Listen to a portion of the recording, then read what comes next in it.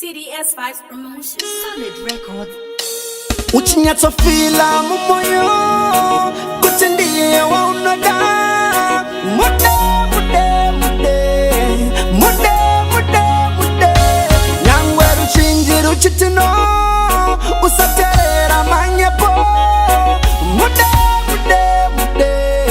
mude mude usambaru dapano para chete andirudo usambaru dapano kona chete andirudo remember you and the one song wake murudo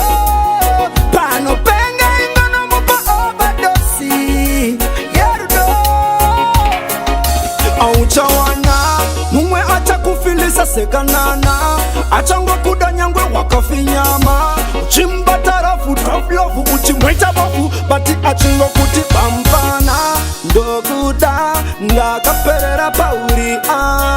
ene ndiri loya usandikaira pasina iwe aninga survivor nyangwe ruchinji ruchitino usaterera manyepo mude mude mude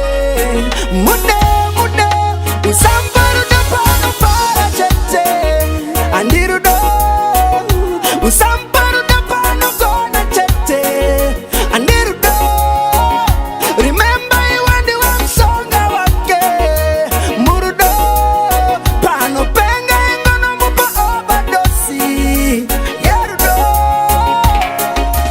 nyaya zerudo tinoda zvinyoro nyoro usaise pressure tora zvinhu zvakololo zingizigonyera pawani mukoko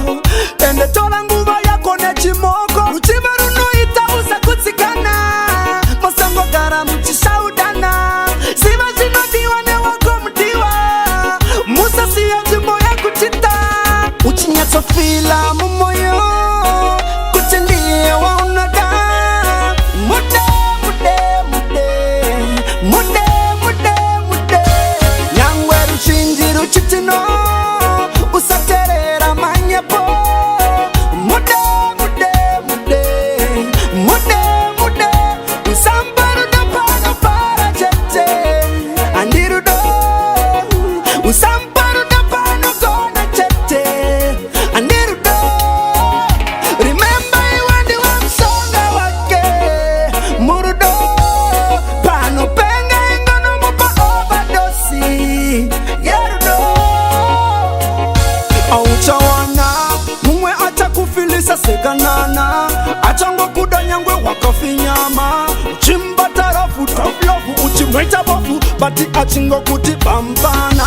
ndokuda ngakaperera pauri